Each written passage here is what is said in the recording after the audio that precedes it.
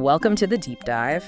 You just look around today, global pandemics, weird weather patterns, political shifts, new tech popping up constantly. It really feels like things are always changing, always volatile. So the big question is, how do companies even survive this, let alone, thrive? That's exactly it.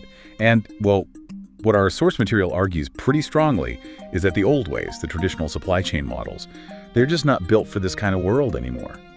For this deep dive, we're really digging into a book called Flow, How the Best Supply Chains Thrive. Flow, yeah, the title really says a lot, doesn't it? It's by Rob Hanfield and Tom Linton.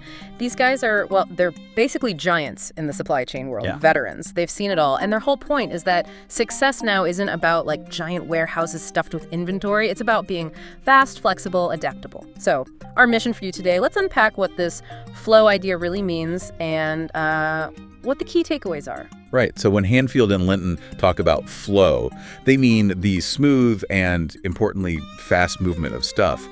Goods, yes, but also information and capital. Yeah. Across the whole network, it's about making the supply chain dynamic, adaptive, not just this rigid, static thing. Which makes perfect sense given the challenges we just mentioned. The book really drives home how those big global changes, pandemics, climate, politics, tech, they create real risk. Suddenly you can't get materials or ships are stuck somewhere.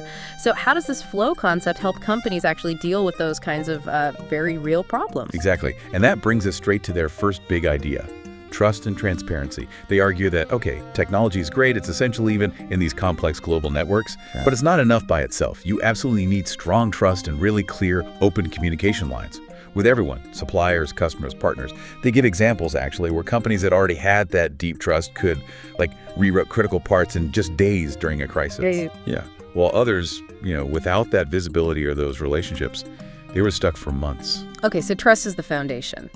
But you mentioned technology. What are the tools they highlight that help enable this? The kind of supercharge the flow? That must be the digital supply chain part. Absolutely. That's where things get really interesting. They talk about specific tools like AI, artificial intelligence, and advanced data analytics. These aren't just theoretical anymore. AI can actually predict potential disruptions. Predict them, before they happen. Yeah, sometimes weeks in advance, like a sudden demand spike or a supplier potentially running late. It lets companies shift from just reacting to, proactively adjusting. Okay, that's a huge difference. It is. And then there's blockchain. It offers this shared, unchangeable record. Everyone can see where things are, where they came from in real time, boosts transparency, fights fraud, and really underpins that trust we were talking about. Right, I see how that connects.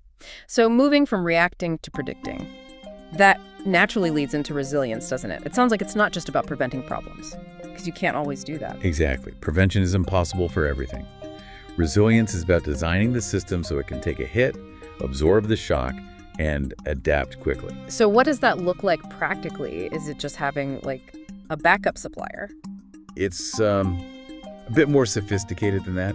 Think more redundancies, alternative pathways built into the network design, like maybe having manufacturing capabilities in different regions, not just one. Right. Or designing products so you can swap components more easily if one source dries up. It's like building a river delta instead of a single canal, Multiple ways for the flow to get through, even if one path gets blocked. Plus a culture that can make fast decisions. Okay, that makes sense. A resilient flow.